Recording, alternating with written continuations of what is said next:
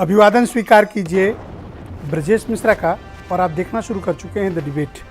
बहनों भाइयों, उत्तर प्रदेश की राजनीति में कुछ अलग हो रहा है। क्या अलग हो रहा है? भारतीय जनता पार्टी इन दिनों मुसलमानों पर फिदा है और बीजेपी चाहती है कि मुस्लिम भाई बीजेपी के साथ आ जाएं। Is it possible? क्या ये संभव है? जिस तादाद में असेंबली के इलेक्शन में मुस्लिम वोट अपोजिशन की तरफ गया है, एक मुश्त एक पार्टी विशेष को, ये बीजेपी को बेचैन किए हुए है। लखनऊ में पिछले 2 दिनों से मुसलमानों के बीजेपी सम्मेलन करवा रही है। किसके सम्मेलन? मुसलमानों के। क्यों करवा रही है? ताकि ये जो एक मुश्त वोट जा रहा है इसको रोका जाए। मुसलमानों के नुमाइंदों को बुलाकर उनको समझाया जा रहा है, साथ आ जाओ। क्या साथ आएंगे? ऐसा संभव है? हम आज इस विषय पर चर्चा करने वाले हैं, क्योंकि पॉलिटिकल पार्टीज़ कोई काम यूं ही नहीं करती हैं, कुछ तो बात है। तो क्या बात है, यही आज इस डिबेट में जानने की कोशिश करेंगे। बहनों भाइयों, उत्तर प्रदेश की राजनीति में इन दिनों एक अभूतपूर्व घटना हो रही है। लखनऊ में भारतीय जनता पार्टी लगातार 2 दिन से खुलेआम एक बड़ा सम्मेलन करवा रही है। किसका सम्मेलन? मुसलमानों का। उत्तर प्रदेश में 18% से ज़्यादा का वोट शेयर वाली आबादी,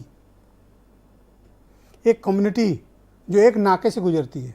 एक नाका मतलब एक राय पर चलती है कहाँ वोट करना है।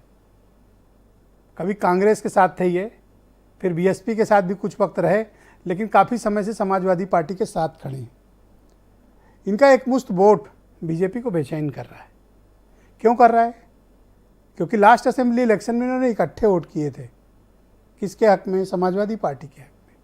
तो अब बीजेपी मुसलमानों के साथ इन दूरियों को थोड़ा कम करना चाहती है। आपको ध्यान हो तो आरएसएस प्रमुख पिछले दिनों दिल्ली के एक मस्जिद गए थे, इमाम साहब से मिले थे, जिन्होंने आरएसएस के प्रमुख को राष्ट्रपिता के बराबर का दर्जा दिया था। तो मुसलमानों के साथ बीजेपी अपनी राजनीतिक और सामाजिक दूरी को कम करना चाहती है, बल्कि इस दूरी को मिटा देना चाहती है। लेकिन क्या मुसलमान भारतीय जनता पार्टी के साथ के अपने अनुभव के आधार पर बीजेपी का दामन थामेंगे? बीजेपी के साथ ये जो दूरियां हैं ये मिटेंगी, या ये सब कुछ स्ट्रेटजिक है, या बीजेपी बूथ पर अपने विरोध को कम करना चाहती है? बीजेपी जैसे संगठन कोई रणनीति, कोई कार्यक्रम यूं ही नहीं बनाते हैं, उसके पीछे उनके बड़े राजनीतिक उद्देश्य निहित होते हैं। तो बीजेपी किसका सम्मेलन करवा रही है, यह भी गौर करने वाली बात है। सब मुसलमानों को नहीं, शिया सुन्नी बरेलवी देवबंदियों को नहीं, पसमानदा मुसलमान। अब आप अचरज में होंगे कि ये कौन से मुसलमान हैं? तो ये वो मुसलमान हैं जो मुस्लिम कम्युनिटी में पिछड़ी बिरादरी से आते हैं, जैसे अंसारी, राइनी, नाइक, सलमानी, इस तरह की कम्युनिटी वाले, इदरीस, कुरैशी, ये सब पिछड़े मुसलमान, अंसारी, ये सब मुसलमानों में पिछड़ी कम्युनिटी है। हालांकि मुस्लिम धर्म में भेदभाव जैसी कोई चीज़ नहीं है, लेकिन एक फॉरवर्ड तबका है जो आगे निकल गया और एक पीछे वाला है। ये कितना है? ऐसा राजनीतिक लोग दावा कर रहे हैं, मेरे पास इसका कोई प्रमाण नहीं है, लेकिन जो दावा है वो बता दे रहा हूँ। उनका कहना है कि मुसलमानों में 15% फॉरवर्ड है, 85% पसमानदा मुसलमान है, पिछड़ा मुसलमान।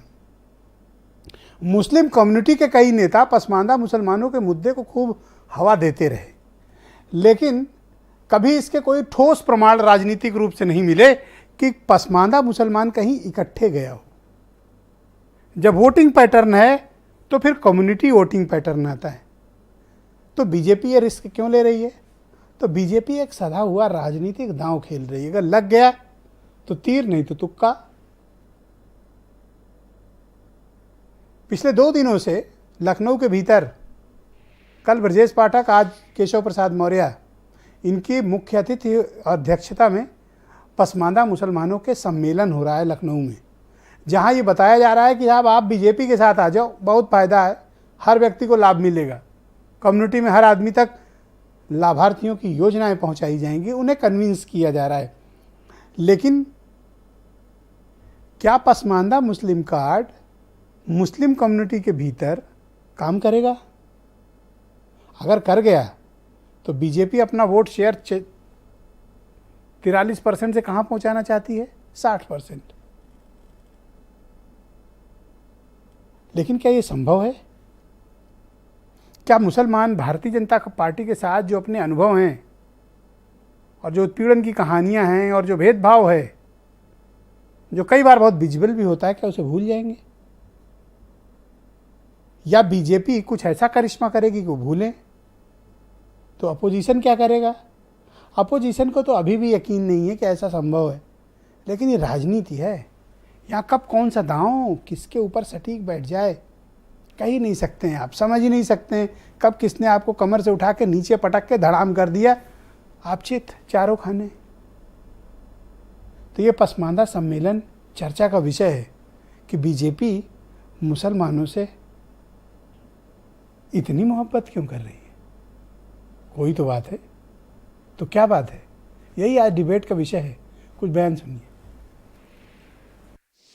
मेरे मुस्लिम समाज के, अल्पसंख्यक समाज के भाइयों, पसमानदा समाज के भाइयों, आपके साथ आजादी के बाद से आज तक मुल्क में यही होता आया है। आपको टेस्ट पट्टा बनाया गया केवल टेस्ट लेने के लिए, स्वाद लेने के लिए, वोट लेकर के आपको छोड़ देने का काम किया। उदय पाटिल जी, उदय पाटिल जी, उदय पाटिल जी, किसी ने किया है तो प्रधानमंत्री नरेंद्र मोदी जी ने किया, दूसरा कोई नहीं। मोदी जी लगातार पसमानदा समाज को आगे बढ़ाने के लिए काम कर रहे हैं। तमाम योजनाओं के अंदर, चाहे वो 5.5 करोड़ स्कॉलरशिप हों, उत्तर प्रदेश की अगर मैं बात करूं तो 20 लाख मुसलमानों को आवास दिए, 1.25 लाख आयुष्मान भारत के कार्ड दिए, 40 लाख बिजली के कनेक्शन दिए, 3 करोड़ लोगों को राशन दिया। तमाम अगर मैं बात करूं तो एक नया वर्ग खड़ा हुआ है पसमानदा समाज के अंदर, लाभार्थी। बीजेपी कुछ चंद इस्लाम की नीतियों और शरीयत का विरोध करने वाले मुसलमानों को लेकर एक सम्मेलन कर रही है, जिसको वो पसमानदा सम्मेलन के नाम से पुकार रहे हैं।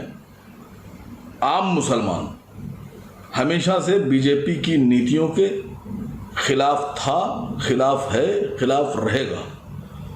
मैं समझता हूं कि बीजेपी सिर्फ भ्रम फैला रही है। मुसलमान उनके साथ ना थे, ना कभी जाएंगे।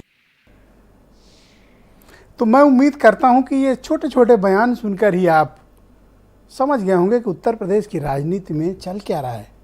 बहुत दिलचस्प बात है आज, और बड़ी तसल्ली से सुनिएगा। बहुत सिलेक्टेड मेहमानों को बुलाया हूं। आज की परिचर्चा राजनीति को एक नई दिशा देने वाली है। समीर सिंह भारतीय जनता पार्टी के प्रवक्ता हैं।